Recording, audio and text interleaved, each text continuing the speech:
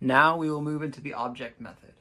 This is probably the most difficult one to do. So first we need to find our free body diagrams for each of the different masses, because now they're all separate. We can't just mix them all into one and then solve for that individually, because that won't give us what we're after, which is the tension between 1 and 2, so the tension in this string, and the tension between 2 and 3, so the tension in this string. So first we need to define what we know. First of all, I'm going to actually start with number 3. I'm not going to go to number 2 and 1, and that'll make sense in a couple seconds. So what we know is that there's a force this way, force applied on 3, which is equal to 64 newtons. I'm not going to quite write that down yet. We also know that there's a force of gravity on 3 and a force of normal on 3, and these two are equal because the box is not falling through the floor or flying up in the air.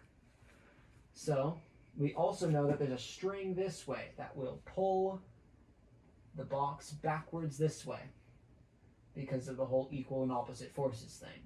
So we know that there is a force of tension between 3 and 2. I like to define all my forces as subscripts of F, just because that makes it easier for me to see the differences between T being tension, T being time, G being gravity or whatever GL stands for, and N being another thing, or A being another thing, because A is also acceleration. Okay, now we'll go to number 2. So we know that there is, because this one has a tension force going this way on that string, we know that because the string isn't getting longer, shorter, or breaking, that there has to be an equal and opposite tension going in the opposite direction of this one.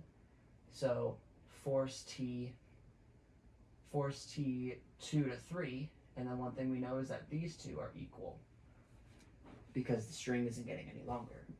So now we have a force of normal on 2, a force of gravity on 2, and then the same logic we had over here with this tension coming from this string, we're going to have go this direction. So now we have an FT, and this one goes from 2 to 1. These numbers will start to get confusing at this point, but I promise that they will all narrow down at the very end. Okay? Now, another thing we know is that these are equal. I do these little dashes to represent equality. Okay? Now, number 1. There is a force going this way to counteract the tension that's here. This would be force T 1 to 2, because it's moving from box 1 to box 2. Now there is a force of gravity on 1 and a force normal on 1, because those cancel out.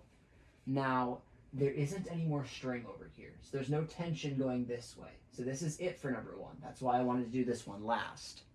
So now that we've got our free body diagram set up, we can start on our sum of forces. One thing I forgot to mention on the previous video with the free body diagrams is that this line here is equal to this line here, and this line here is equal to this line here.